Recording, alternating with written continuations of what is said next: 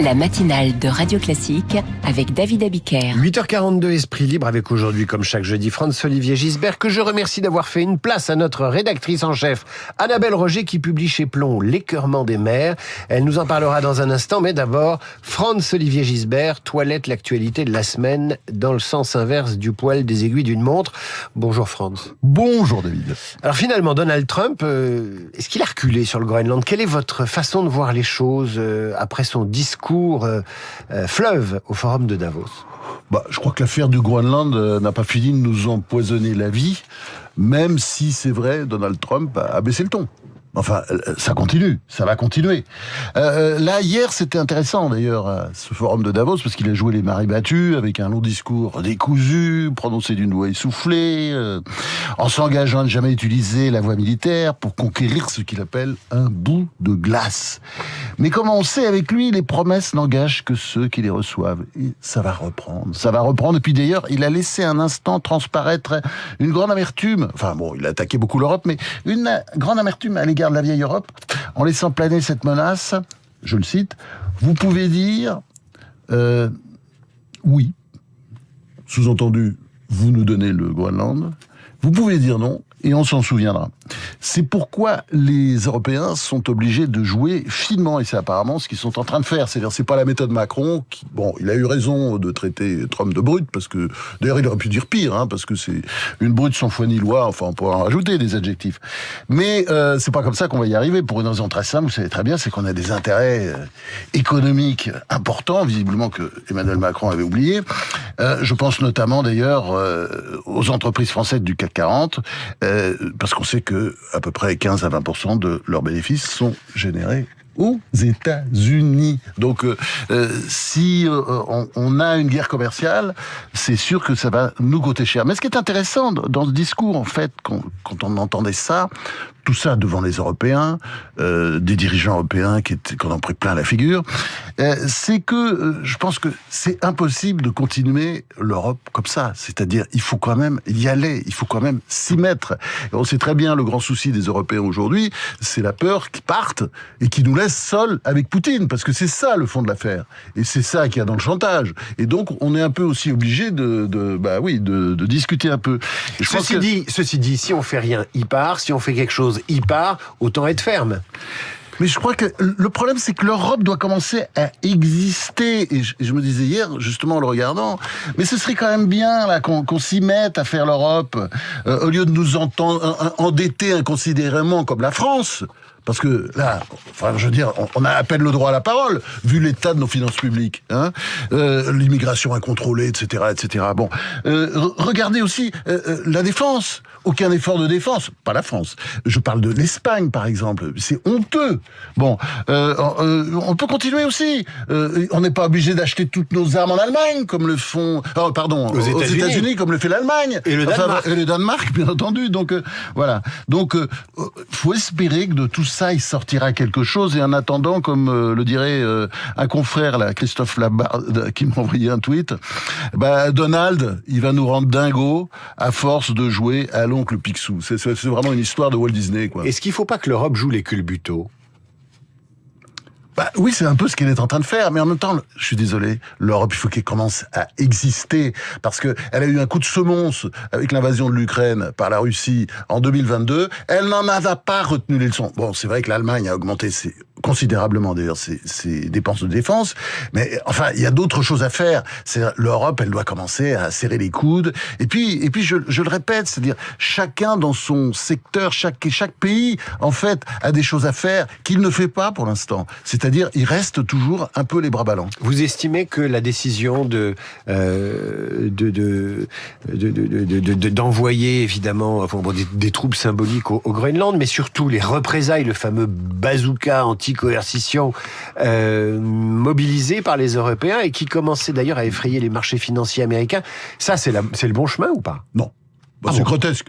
C'est grotesque parce qu'on n'a pas intérêt à ça. On n'a pas intérêt à une guerre commerciale. Vous voyez l'état économique de l'Europe aujourd'hui. Mais il faut réagir avec quand même. Une Allemagne qui sait plus où elle habite. Enfin, je veux dire sur le plan industriel, alors que c'était le fleuron industriel de l'Europe. La France qui n'a plus de politique économique. Enfin, il suffit de voir le budget, qui est une horreur. Enfin, la liste est longue. Donc, on ne peut pas se payer une guerre commerciale. France, Emmanuel Macron et Donald Trump sont au moins d'accord pour soutenir le nouveau président syrien. Et ça, c'est quelque chose qui vous irrite. Ben non, c'est dégoûtant. C'est répugnant, faut dire les choses. On va appeler un chat un chat. Ils ont tous les deux fait un pari stupide et amoral. À la fin, c'est une catastrophe. La diplomatie, c'est une chose trop importante pour être confiée aux narcisses, comme le sont les deux présidents, c'est-à-dire j'ai nommé Trump et Macron. En plus, quand ils sont naïfs, parce que ce sont des naïfs. Ce qui se passe en Syrie, c'était facile à prévoir. On l'a dit ici, à plusieurs reprises. Vous l'avez dit. Oui, je l'ai dit et je le répéterai. Ahmed al-Shara, de son nom de guerre, Mohamed Abou al-Jolani, a été installé à la présidence syrienne par la Turquie, qui joue l'État islamique depuis le début, parce que Erdogan, évidemment, il s'est beaucoup servi de l'État islamique, et il a envie de continuer à le faire. Pourquoi Macron a-t-il voulu être le premier à le recevoir le 7 mai dernier, avant Trump, d'ailleurs, qu'il a reçu le 14 mai, avant de le recevoir en grande pompe à la Maison-Blanche. Trump l'a parfumé, d'ailleurs, à cette occasion. Enfin, c'était atroce. Bon, tout ça est... Bon, je veux dire les choses, faut dire, il y a un seul adjectif qui convient là. C'est répugnant. Parce que El-Shara, qui c'est El-Shara ? C'est quelqu'un qui vient... c'est un djihadiste qui a coupé des têtes, qui a tout fait en matière de djihadisme, et qui, depuis qu'il est arrivé à la présidence, apporté, parce qu'il nous a été donné par les Turcs, il n'a cessé de laisser massacrer, de faire massacrer, parce qu'il disait que c'était pas lui, mais enfin maintenant on comprend avec ce qui se passe avec les Kurdes, de laisser massacrer les Druzes, les Alaouites, les chrétiens, et alors maintenant on passe aux Kurdes du Rojava. Ils sont plus nombreux là-bas, ils sont pas très nombreux. Ils viennent de partout. Les Kurdes, faut pas oublier, c'est un grand peuple que les Turcs ne peuvent pas supporter, parce que vous savez quoi ? Les Turcs, ils peuvent pas supporter tous ceux qui étaient là avant eux. Ils veulent les éradiquer, c'est-à-dire comme ils ont éradiqué les Arméniens, enfin essayé de les éradiquer lors du génocide du XXe siècle, l'un des grands génocides du XXe siècle. Et là, depuis leur arrivée, depuis la chute de Constantinople en 1453, il faut revenir à l'histoire, c'est vrai qu'ils veulent en finir avec tous ces gens. Ils veulent en finir avec les Arméniens, ils veulent en finir avec les Kurdes. Faut pas oublier que les Kurdes, ils ont donné aux musulmans Saladin, pendant les croisades. C'est un grand peuple. Bon. Et là, qu'est-ce qui se passe aujourd'hui ? Vous avez... Alors, c'est vrai que le silence de la gauche sur l'Iran, la révolte iranienne, est absolument assourdissant. Mais le silence de la gauche sur ce qui commence à se passer aujourd'hui au Rojava, au nord-est de la Syrie, c'est-à-dire les bombardements de Kurdes, c'est une purification ethnique, c'est une éradication, c'est atroce. En plus, c'est un régime de gauche, ça devrait leur plaire à ces gens-là. Mais non, vous savez pourquoi ça ne les intéresse pas ? Parce qu'il n'y a pas de juifs. Tout ce qui les intéresse, c'est quand il y a des juifs, oui, pour pouvoir les traiter de génocidaires, pour traiter les juifs de génocidaires, les juifs qui ont été génocidés dans les années 40 par les nazis. Il n'y a que ça qui intéresse ce parti passionnément antisémite, et j'attends les réactions maintenant. On les attend, les réactions d'Émeric Caron, de Rima Hassan, de Jean-Luc Mélenchon. Je pense qu'on pourra attendre longtemps d'ailleurs. Ils n'ont pas dit grand-chose sur la révolution iranienne, et là je pense qu'ils diront rien, parce que vous connaissez le slogan « No Jews, no news ». Franz-Olivier Gisbert, vous me laissez sans voix et la transition est impossible après ça. Annabelle Roger, bonjour. Bonjour. Vous êtes rédactrice en chef à la matinale de Radio Classique. Vous publiez L'écœurement des mers. Ça paraît chez Plon, c'est coécrit avec Jean-Paul Bédaï. Jean-Pierre, pardon. Il ne vous en voudra pas.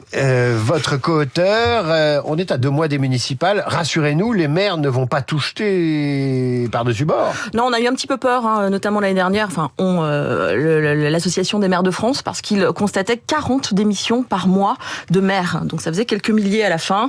Là, on est un petit peu rassurés. Ils sont à peu près 58% à vouloir se représenter. Donc, il ne devrait y avoir très peu de communes qui seront administrées par une préfecture, faute de candidats. Alors, vous avez fait une radiographie du découragement municipal, mayoral, dirait-on. Qu'est-ce qu'il y a dans ce découragement? Quels sont les constitutifs de cet écœurement? En fait, ce qu'on a constaté, c'est que ce mandat-là, qui a démarré en 2020, c'est un mandat de succession de crises. C'est-à-dire qu'il commence avec la fin de la crise des Gilets jaunes. On est en pleine crise du Covid. Je vous rappelle que le deuxième tour est décalé au mois de juin parce que, justement, il y a le Covid et plus personne ne peut sortir. Suit la crise en Ukraine et la crise énergétique. On a ensuite la mort de Naël et les émeutes urbaines qui sont terribles pour l'ensemble des communes, de la plus grande ville à la plus petite commune. Et puis, on a aujourd'hui une crise politique nationale qui, forcément, ruisselle finalement jusqu'aux communes, puisque les maires sont empêchés finalement. Qu'est-ce qui leur donne envie d'y retourner? La passion. Le maire, c'est le premier lien avec la démocratie, avec l'État. On demande tout au maire. On lui demande un logement, on lui demande de refaire les routes, de planter des arbres, de construire une école. Il a l'impression d'être utile. En fait, c'est ce sentiment de politique utile. Si on fait, et c'est pas Franz Olivier qui me dira l'inverse, si on fait la comparaison avec nos parlementaires aujourd'hui qui n'avancent à rien, finalement, le maire, lui, c'est un bâtisseur. Il fait sur la longueur. C'est pour ça que les Français les aiment. Exactement, c'est pour ça que les Français les aiment. Parce qu'ils font, eux, contrairement aux autres. Et on n'a pas eu le temps de parler du budget avec Franz, on le fera la semaine prochaine, mais il y a aussi beaucoup d'astuces chez les maires. Il y a des maires qui font des choses extraordinaires, qui travaillent en réseau contre l'isolement des personnes âgées, pour l'inclusion, pour faire plein de choses. Et ils le font avec le système D, parce que les transferts de compétences étatiques sont pas toujours suivis de transferts de ressources. Alors les transferts de compétences, ils se font. En revanche, les transferts de monnaie sonnante et trébuchante, il y a beaucoup de maires qui les attendent et effectivement, ils sont obligés d'utiliser. Alors c'est pas un système D finalement, mais les maires, ils se débrouillent et la plus belle marque de cette manière de gérer et de bien gérer une commune, c'est un maire, il peut pas faire un budget avec du déficit. Lui, son budget de fonctionnement, il doit être à l'équilibre. Et donc le maire, ça le force finalement à utiliser l'intelligence tout autant que les finances.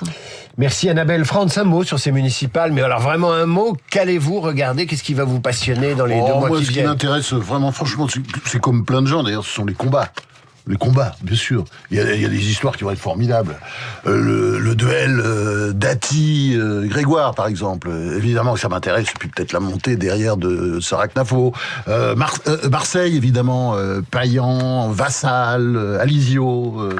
Et puis Nice, bien sûr, avec Estrosi, Ciotti. Et puis on peut continuer comme ça longtemps. Et puis j'aimerais bien aussi que, oui, ça change à Lyon. Il y a un très bon candidat. Jean-Michel Aulas, c'est un grand bonhomme. Et puis, j'aimerais bien que ça change aussi à Strasbourg et à Bordeaux. Enfin, il y a beaucoup de villes, on espère que ça va basculer. Et puis Nantes aussi. Ce sera passionnant à suivre et je suis sûr que vous nous en reparlerez, Franz. Je vous remercie tous les deux, Franz. À la semaine prochaine. L'écœurement des mers, ça paraît chez Plomb. Merci Annabelle Roger. Vous pouvez lire L'écœurement des mers d'un côté et Voyage dans la France d'avant de Franz-Olivier Gisbert, c'est paru chez Gallimard. On va d'ailleurs se quitter avec cette France municipale. Arrêtez, taisez-vous, que je puisse enfin finir mes lancements et mes conclusions. Alors on se quitte avec cette France municipale que vous aimez, cette France des clochers, des mairies, des campagnes bien ordonnées, une France que l'on ne célèbre